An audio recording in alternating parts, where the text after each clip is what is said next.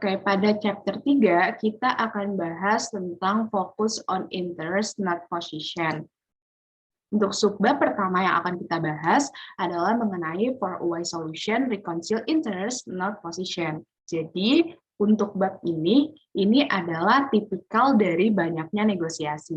Karena masalah para pihak tampaknya merupakan konflik posisi. Dan karena tujuan mereka adalah menyepakati suatu posisi, mereka secara alami cenderung berpikir dan berbicara tentang posisi dan di dalam prosesnya seringkali menemukan jalan buntu. Pustakawan tidak dapat menemukan solusi yang dia lakukan jika dia hanya berfokus pada posisi kedua pria yang menginginkan jendela terbuka atau tertutup. Alih-alih dia melihat ke kepentingan mendasar mereka dari udara segar dan tidak ada angin. Perbedaan antara posisi dan kepentingan ini sangat penting ya teman-teman. Mari kita simak pembahasan pada subbab ini. Kepentingan menentukan masalah. Masalah dalam negosiasi tidak terletak pada konflik posisi, tetapi dalam konflik antara kebutuhan, keinginan, kekhawatiran, dan ketakutan masing-masing pihak. Anda seringkali menemukan posisi yang alternatif yang tidak hanya memenuhi kepentingan Anda, tetapi juga kepentingan dari lawan pihak Anda gitu. Mendamaikan kepentingan daripada kompromi antar posisi juga berhasil karena di balik posisi yang berlawanan terdapat lebih banyak kepentingan daripada pertentangan. Dan di balik posisi yang berlawanan terletak kepentingan bersama dan kompatibel serta yang saling bertentangan. Maksudnya apa? Kita cenderung berasumsi bahwa posisi pihak lain bertentangan dengan kita, kepentingan mereka juga harus ditentang. Jika kita memiliki kepentingan untuk membela diri, mereka pasti ingin menyerang kita. Namun, dalam banyak negosiasi, kita bisa mencermati nih teman-teman bahwa pada dasarnya kepentingan yang dimiliki bersama itu lebih penting loh daripada kepentingan yang kita tentang gitu. Misalnya adalah kita melihat dari seorang penyewa dan juga seorang calon pemilik apartemen gitu. Keduanya menginginkan stabilitas gitu ya. Si tuan tanah menginginkan penyewa yang stabil, sedangkan si penyewa juga ingin tuh permanenkan alamat gitu, punya alamat yang baru dan itu permanen. Maka dari itu, kesepakatan itu seringkali dimungkinkan justru karena kepentingan yang berbeda. Anda dan seorang penjual sepatu misalnya. Mungkin Anda dan penjual sepatu itu sama-sama menyukai uang dan sepatu. Secara relatif, minatnya pada $30 itu melebihi minatnya pada sepatu gitu. Ini berlaku untuk si penjual sepatu. Nah, bagi Anda situasinya tapi terbalik gitu. Anda lebih menyukai sepatu daripada $30. Oleh karena itu, terbentuklah yang namanya kesepakatan.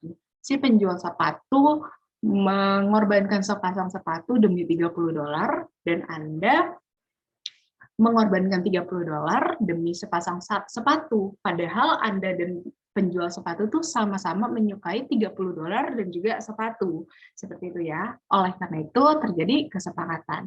Kepentingan bersama dan kepentingan yang berbeda tapi saling melengkapi dapat berfungsi sebagai blok bangunan untuk kesepakatan yang bijaksana. Baik, selanjutnya adalah how do you identify interest atau bagaimana Anda mengidentifikasi kepentingan pihak lain yang mungkin tidak terungkap dan sengaja disembunyikan. Nah, berikut merupakan 4 steps yang dapat kita lakukan. Step pertama, tanyakan mengapa. Tanyakan mengapa mereka mengambil posisi tertentu. Anda tidak meminta pembenaran atas posisi ini, tapi untuk pemahaman tentang kebutuhan, harapan, atau kebutuhan. Kemudian step kedua, tanyakan mengapa tidak. Untuk mengungkap interest, temukan apa yang mereka pikir itu interest Anda terhadap mereka. Jika Anda mencoba mengubah pikiran mereka, titik awalnya adalah mencari tahu di mana atau apa yang mereka pikirkan sekarang. Nah, yaitu dengan pilihan pihak lain yang saat ini dirasakan.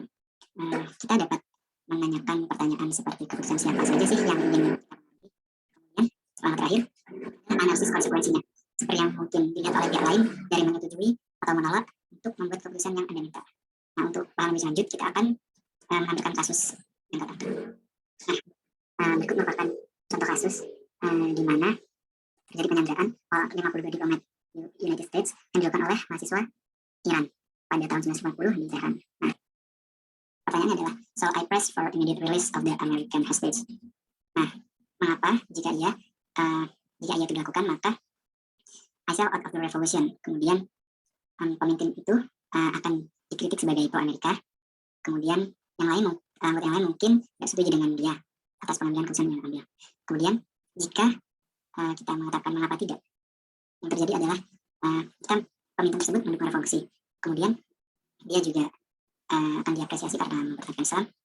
Kemudian dia juga akan mendapatkan ketenaran gitu, seperti di TV coverage to tell the world about our great friends. Kemudian Iran juga akan terlihat lebih kuat.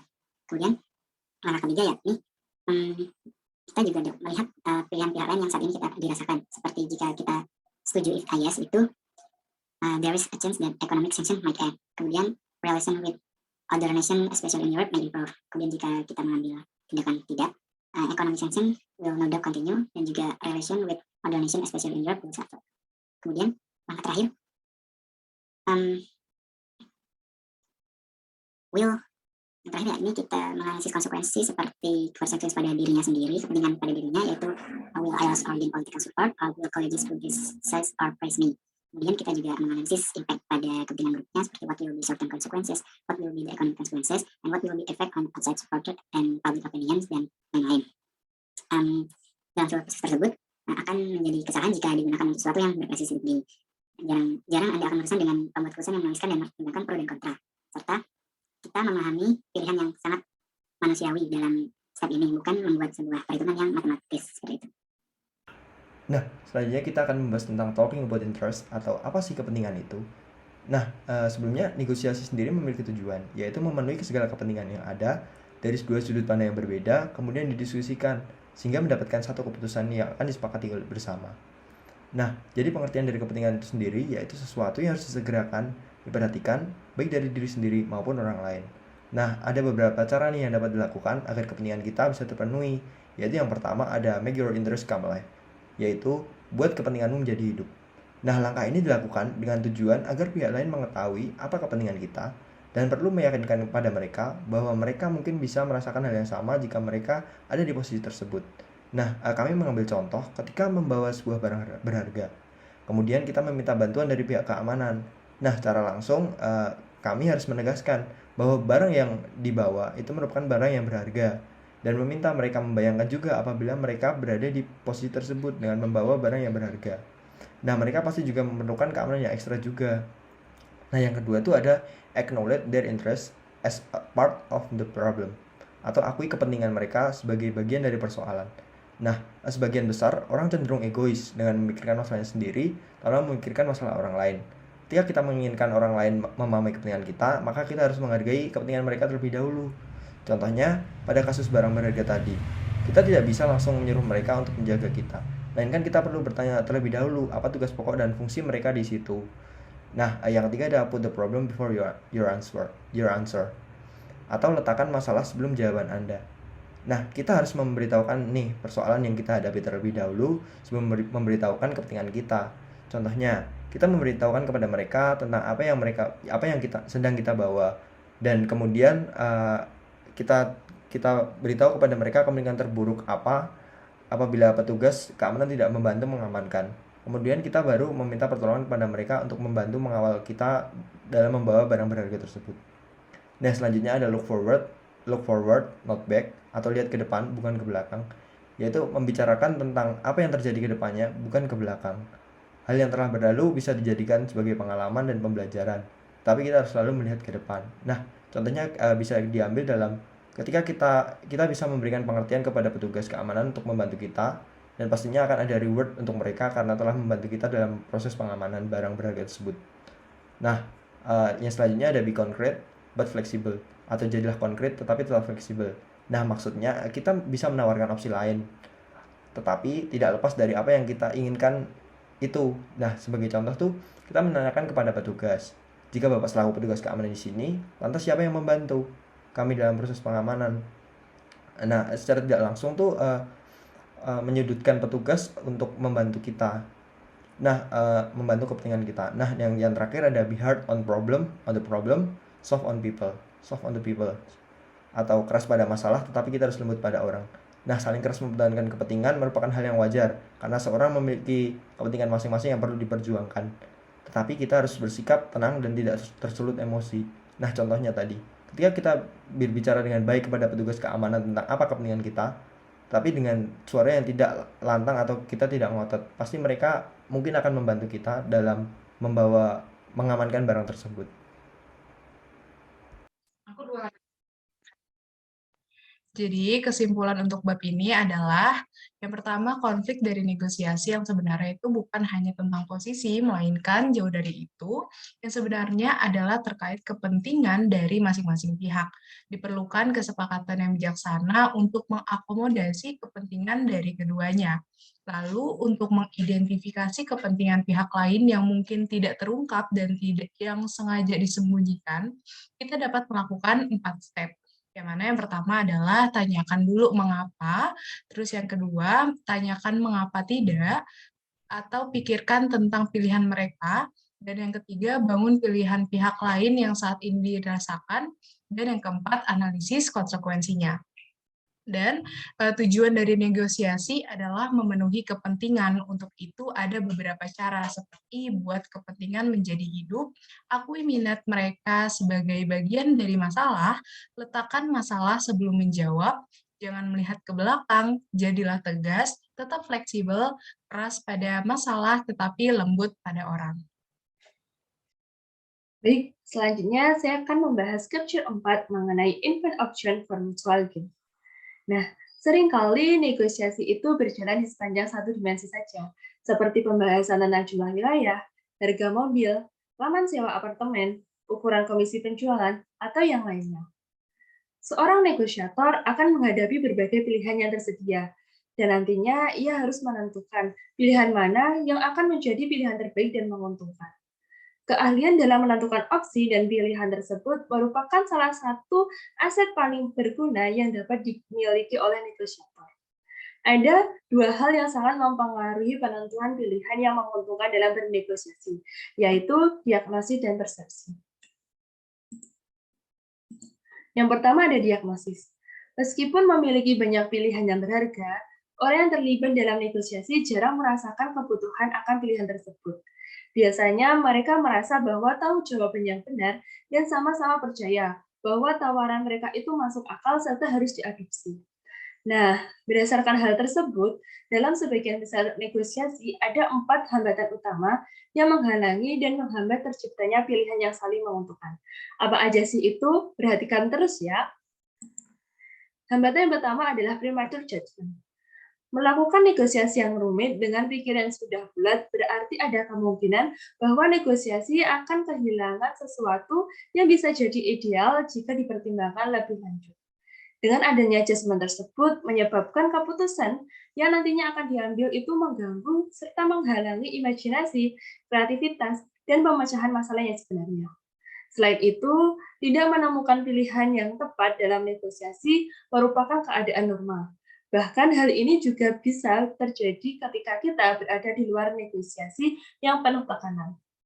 Di bawah tekanan negosiasi yang seperti itu, rasa kritis kita cenderung lebih tajam, karena kita akan lebih membutuhkan pemikiran praktis, bukan pemikiran ide liar semata. Lalu hambatan yang kedua ada searching for single answer. Dalam benak kebanyakan orang, menentukan pilihan bukanlah bagian dari proses negosiasi. Karena mereka itu melihat pekerjaannya untuk mempersempit kesenjangan antara posisi, bukan memperluas pilihan yang tersedia. Produk akhir dalam negosiasi adalah keputusan tunggal, sehingga pihak-pihak yang terlibat itu takut bahwa diskusi akan mengambang bebas jika ada banyak pilihan yang tersedia. Serta hal itu juga akan menunda dan membingungkan proses pengambilan keputusan. Oleh karena itu, dengan melihat satu jawaban terbaik di antara pilihan yang lain, akan memungkinkan kita dalam memperpendek proses pengambilan keputusan yang lebih bijaksana. Untuk hambatan yang selanjutnya akan dijelaskan oleh teman saya. Oke, selanjutnya adalah asumsi tentang fixed pie. Asumsi itu menjelaskan kalau dalam negosiasi itu kadang hanya muncul beberapa pilihan yang baik. Hal ini terjadi karena dalam negosiasi itu kadang beberapa pihak yang terlibat merasa kalau mereka itu memiliki kemampuan untuk melakukan apa yang mereka inginkan atau apa yang mereka ingin dapatkan. Sebagai contoh, misal dalam negosiasi jual beli barang, sang pembeli itu menego harga suatu barang dengan misal 1 juta. Lalu si penjual itu tidak merasa keberatan dengan harga tersebut, maka si penjual dan pembeli tersebut menyetujui negosiasi jual beli tersebut. Baik, kemudian hambatan yang terakhir yaitu thinking that solving their problem is their problem. Hambatan ini terletak pada perhatian masing-masing pihak pada kepentingannya sendiri. Padahal agar negosiator dapat mencapai kesepakatan yang memenuhi kepentingannya sendiri, ia perlu mengembangkan solusi yang juga menarik kepentingan pribadi pihak lain. Namun, keterlibatan emosional dan keengganan psikologis menjadi masalah yang membuat sulit untuk memikirkan cara-cara yang bijak untuk memenuhi kepentingan pribadi kedua belah pihak. Hal ini menyebabkan negosiator hanya mengembangkan posisi partisan, argumen partisan, dan solusi sepihak. Next. Selanjutnya ada prescription. Untuk dapat menemukan suatu opsi yang kreatif, kita perlu untuk yang pertama, separate the act of inventing option from the act of judging them. Yang kedua, broaden the option on the table rather than look for a single answer. Yang ketiga, search for mutual gains. Yang keempat, invent ways of making their decision easy. Kemudian, saya akan menjelaskan yang pertama, separate inventing from deciding. Sebagai seorang negosiator, perlu melakukan banyak penemuan sendiri. Menciptakan ide-ide baru mengharuskan Anda untuk memikirkan hal-hal yang belum ada dalam pikiran Anda. Oleh karena itu, Anda harus mempertimbangkan sesi brainstorming. Sesi ini dirancang untuk menghasilkan ide sebanyak mungkin dalam memecahkan masalah bersama dengan grup yang hanya menciptakan ide tanpa berhenti untuk mempertimbangkan apakah ide itu bagus atau buruk, realistis atau tidak realistis. Dalam sesi brainstorming, orang tidak perlu takut mengeluarkan ide-ide liar, dan karena tidak ada pihak lain, negosiator tidak perlu khawatir untuk mengungkapkan informasi. Dalam melakukannya, sesi ini terbagi menjadi 3 tahapan, yaitu sebelum, saat, dan setelah. Sebelum melakukan sesi brainstorming, tentukan tujuan Anda dalam pertemuan tersebut. Kedua, pilih beberapa peserta sekitar 5-8 orang. Ketiga, pilih tempat dan waktu yang berbeda dari diskusi biasa. Keempat, rancang suasana informal. Kelima, pilih fasilitator untuk menjaga pertemuan tetap pada jalurnya. Kemudian saat sesi brainstorming, tempatkan peserta secara berdampingan. Karena secara fisik, duduk berdampingan dapat memperkuat sikap mental mengatasi masalah secara bersama-sama. Kedua, memperjelas aturan dasar, dan jika peserta belum saling mengenal, pertemuan dapat dimulai dengan perkenalan secara keliling. Ketiga, lepaskan imajinasi Anda dan cobalah untuk membuat daftar ide pada sesi brainstorming berlangsung. Keempat, rekam ide, misalkan dengan mencatatnya di papan tulis. Setelah sesi brainstorming, kendalikan aturan larangan kritik dan saring ide-ide yang paling menjanjikan untuk dikembangkan lebih lanjut. Kedua, ciptakan perbaikan untuk ide tersebut. Ketiga, luangkan waktu untuk mengevaluasi ide dan memutuskan ide mana yang akan maju dalam negosiasi Anda serta bagaimana caranya. Nah, jadi untuk yang selanjutnya itu ada broaden your option. Jadi pada tahap ini dalam sebuah negosiasi kita tidak perlu mencari jalan yang benar. Di tahap ini kita sedang mengembangkan ruang untuk bernegosiasi. Ruangan itu sendiri hanya dapat dibuat dengan memiliki sejumlah besar ide-ide yang sangat berbeda yang dapat kita dan pihak lain bangun nanti dalam negosiasi, dan diantaranya dapat kita pilih bersama. Nah, kunci dari pengambilan sebuah keputusan yang bijaksana itu terletak pada pemilihan dari sejumlah besar dan berbagai pilihan. Nah, untuk slide selanjutnya, saya akan menjelaskan mengenai beberapa cara untuk memperluas pilihan yang kita punya. Nah, ada 4. Yang pertama itu ada circle chart, the 4 basic steps in inventing options. Nah, jadi diagram lingkaran ini merupakan kerangka kerja yang menyediakan sistem kepada penggunanya untuk membantu dalam berpikir melalui negosiasi yang kompleks, multi pihak, atau lintas budaya, serta negosiasi tertulis. Kerangka kerja ini juga dapat digunakan untuk menyusun pembekalan negosiasi. Nah, terdapat dalam circle chart ini terdapat beberapa steps. Untuk step yang pertama itu ada problem. Nah, jadi di sini kita itu ngedefine problemnya, apa aja permasalahan yang sedang dihadapi, gejala apa saja yang muncul saat ini, lalu apa fakta yang tidak disukai yang kontras dengan situasi yang disukai. Nah, untuk selanjutnya, itu step kedua ada analisis. Jadi di sini kita mendiagnosa si permasalahannya mulai dari mengurutkan gejala ke dalam kategori, men-suggest penyebab dari permasalahannya, mengamati apa yang kurang, dan memperhatikan hambatan untuk menyelesaikan masalah tersebut. Nah, lanjut ke yang step ketiga itu ada pendekatan. Jadi di sini juga kita nge-breakdown apa saja strategi atau metode yang mungkin kita bisa gunakan untuk menyelesaikan permasalahan tersebut. Lalu apa saja teori yang dapat digunakan untuk menyelesaikan permasalahan tersebut. Dan akhirnya kita bisa menghasilkan ide-ide luas tentang apa yang mungkin akan kita lakukan ke depannya. Nah, untuk step keempat itu ada action ideas. Jadi di sini kita juga define apa aja yang mungkin dan harus kita lakukan agar permasalahan tersebut dapat diselesaikan, lalu langkah-langkah spesifik apa yang mungkin diambil untuk mengatasi masalah tersebut. Nah, yang selanjutnya itu ada cara lain, yaitu look through the eyes of different expert. Jadi, ini merupakan cara lain untuk menciptakan banyak pilihan dengan memeriksa masalah yang kita hadapi dari perspektif serta sudut pandang profesi dan disiplin ilmu yang berbeda. Dalam hal ini kita mempertimbangkan secara bergantian bagaimana setiap ahli akan mendiagnosis situasi, jenis pendekatan apa yang mungkin disarankan oleh masing-masing ahli, dan saran praktis apa yang akan mengikuti dari pendekatan tersebut. Nah, untuk contohnya sendiri, kita bisa ambil dari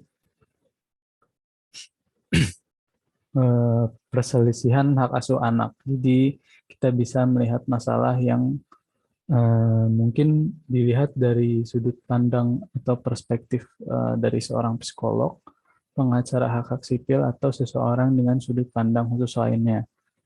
Selanjutnya ada invent agreements of different strengths.